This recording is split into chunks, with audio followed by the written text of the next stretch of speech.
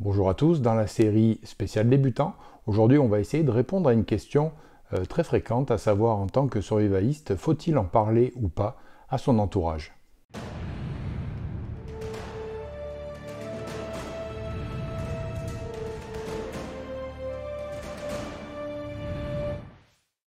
Comme je viens de vous le dire, c'est une question très fréquente autant dans les groupes que dans les commentaires de la part des débutants qui se demandent si, en tant que survivaliste, il faut en parler à son entourage et si oui, à ce moment-là, comment faut-il en parler? Alors pour ce faire, on va essayer de répondre un peu à la question, on va diviser ça en 3 points. Premier point, faut-il en parler ou pas? Deuxième point, comment en parler? Et troisième point, à qui en parler? Alors premier point, pourquoi on en parle? On n'en parle pas pour se vanter, on n'en parle pas pour dire qu'on est prêt à la Troisième Guerre mondiale, on en parle parce qu'on a un intérêt derrière. L'intérêt, ça va être par exemple au niveau des connaissances, d'avoir des gens qui ont des compétences que vous n'avez pas. Ça va être de se créer un cercle d'alliés, d'amis, de gens qui pourraient vous être utiles en cas de problème. On va en parler par exemple avec la famille proche, simplement parce qu'on voudrait les inciter à se prémunir. C'est dans leur propre intérêt. Donc il y a toujours un intérêt derrière le fait de parler de survivalisme avec quelqu'un. Maintenant, pourquoi on ne doit pas en parler? Eh bien, on n'en parle pas généralement parce que malheureusement, à cause des médias, à cause de l'image d'Épinal du survivaliste assis sur ses réserves de nourriture, l'arme à la main, on n'a pas envie d'être associé à ce phénomène. Donc on va éviter d'en parler pour ça, pour cette image qui va nous déplaire. On va éviter d'en parler aussi éventuellement pour ne pas être la cible en cas de problème majeur de personnes qui n'auraient pas été préparées, qui pourraient se rabattre sur ce qui nous appartient.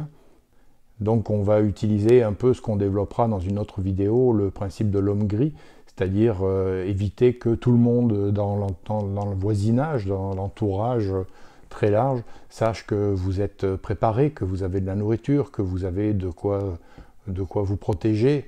Donc on va éviter au maximum de diffuser cette information de façon non contenue, de façon non contrôlée. Deuxième point, comment en parler? Je vous dirais qu'il faut d'abord commencer par peut-être mettre en veilleuse le terme survivaliste, de par la réputation que nous font les médias ou certains films, et plutôt de privilégier les termes comme prévoyant, résilience, autonomie, de démontrer, d'avoir toujours une attitude optimiste. Le survivaliste n'est pas un adepte de la catastrophe, pas quelqu'un qui attend désespérément qu'il se passe quelque chose de grave, bien au contraire. Le survivaliste est quelqu'un qui essaye d'améliorer son quotidien et de se préparer face aux événements de la vie de tous les jours, comme une perte d'emploi, une panne de véhicule, comme nous l'avait très bien expliqué notre ami Argos. Donc le survivaliste n'est pas quelqu'un de pessimiste, mais bien au contraire un optimiste convaincu, quelqu'un qui a foi en l'avenir et qui espère que, en prenant quelques précautions, aujourd'hui, il sera capable d'améliorer sa situation si un événement devait subvenir, devait arriver.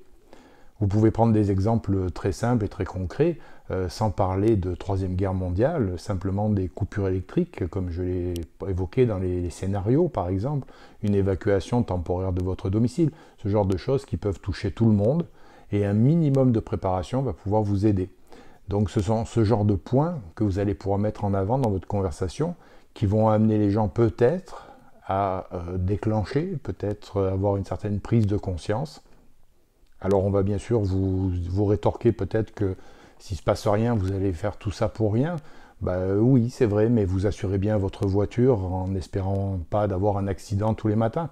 Donc c'est à peu près la même chose, c'est-à-dire que se préparer face à ce qui pourrait arriver, si ça n'arrive pas, on ne s'en plaint pas, on n'en est pas plus malheureux, bien au contraire. Mais cette préparation peut avoir aussi un intérêt dans la vie de tous les jours. Des panneaux solaires par exemple vous permettent de baisser votre facture d'électricité et on est dans le survivalisme. Vous pouvez également évoquer le bon sens paysan, revenir sur des pratiques qui étaient courantes, on va dire, au siècle dernier, pour la capacité de faire des réserves, la capacité d'une certaine autonomie, capacité de réparer soi-même certaines choses, qui aujourd'hui sont des choses qui sont complètement perdues. le fait d'avoir de la nourriture à la maison aussi, d'avoir un petit peu de nourriture qui correspond à votre façon de résoudre le problème des flux tendus, vu que les magasins, eux, n'ont quasiment plus de stock et les gens n'ont pratiquement plus de stock à la maison. Eh bien, vous faites partie de la catégorie de gens qui auront un petit peu de nourriture à la maison, un peu de réserve, un peu d'eau, voilà, sans être pourtant un parano, sans être pour autant quelqu'un qui espère une catastrophe majeure. Vous êtes simplement quelqu'un de prévoyant. Maintenant, si vous décidez réellement d'en parler, j'ai un petit conseil supplémentaire, je vous dirais évitez d'en parler devant un groupe assez important, essayez de parler plutôt aux gens seul à seul, de manière à éviter, dans un groupe, il y aura toujours quelqu'un qui aura des questions, qui cherchera désespérément à vous coincer.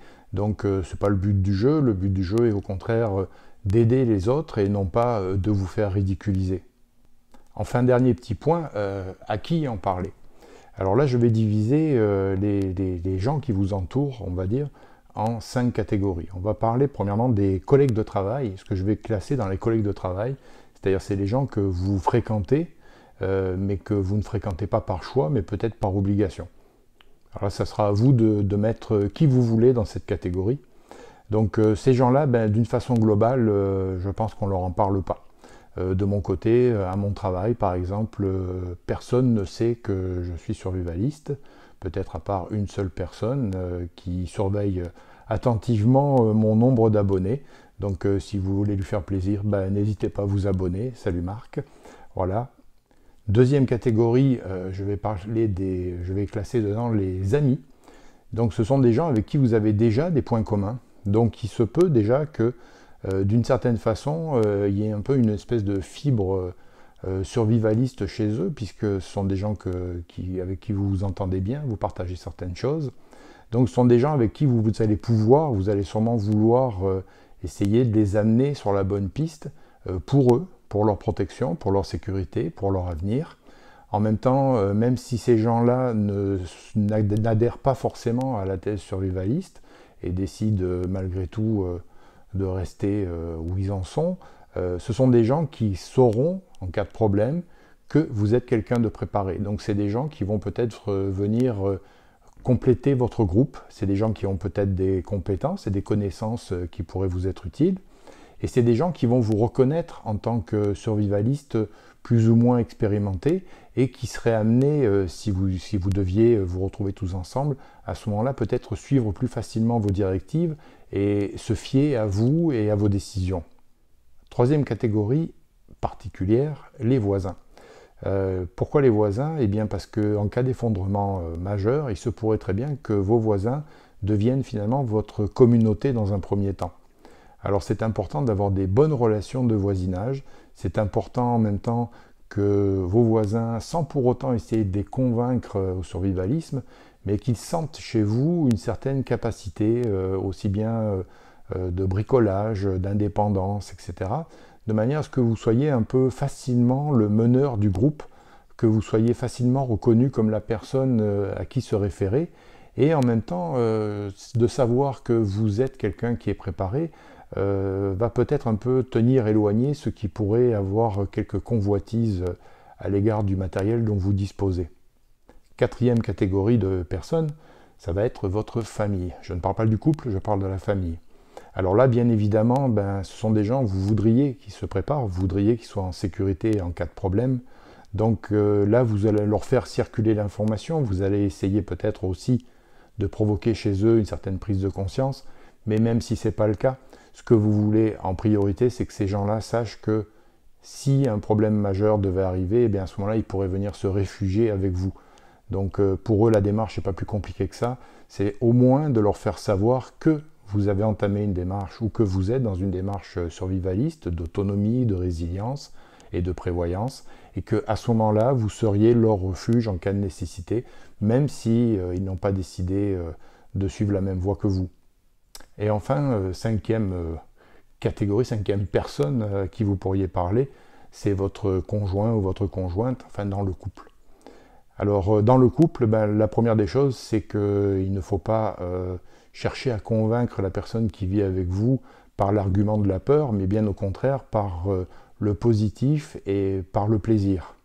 C'est-à-dire que vous allez associer par exemple l'achat de matériel, non pas en urgence de dépenser des sommes folles pour vous préparer à tout et à rien. Au contraire, vous allez faire des achats progressifs, mais vous allez associer ces achats à des activités plaisantes. Un réchaud va vous permettre d'aller faire un pique-nique. Une toile de tente, ça peut être une sortie en amoureux au bord de la plage. Donc ça va être de toujours essayer de joindre l'utile à l'agréable. Et comme disait quelqu'un de célèbre, il faut savoir vivre avant de survivre. Et le deuxième point important au niveau du couple, ça va être l'aspect budget. Alors ne partez pas en urgence sur l'achat de matériel, bien au contraire, essayez d'établir un échéancier réaliste qui peut s'intégrer à votre budget pour acheter progressivement le matériel, les denrées nécessaires à vos stocks, sans jamais attaquer le budget du couple, le budget du foyer. C'est-à-dire, vous ne devez pas entamer sur les loisirs, sinon votre conjoint ou votre conjointe va être pénalisé et ne sera peut-être pas enclin à vous seconder dans votre démarche. Donc voilà qui fait un peu le tour des différentes personnes à qui vous pourriez en parler. En conclusion, je vous dirais que si vous décidez d'en parler à quelqu'un, allez toujours du côté positif, essayez de montrer le côté ludique de la préparation, mais d'une façon générale, gardez quand même la tête basse, gardez quand même une certaine discrétion et évitez d'en parler absolument à tous les gens que vous connaissez. Essayez plutôt de faire un tri, une sélection, de voir les gens qui pourraient être intéressés, qui pourraient vous apporter quelque chose. Voilà, c'était tout. C'était juste une petite vidéo pour essayer de clarifier un peu ce point, ou tout du moins vous donner mon point de vue, ma perception. Donc merci de m'avoir écouté et puis à très bientôt.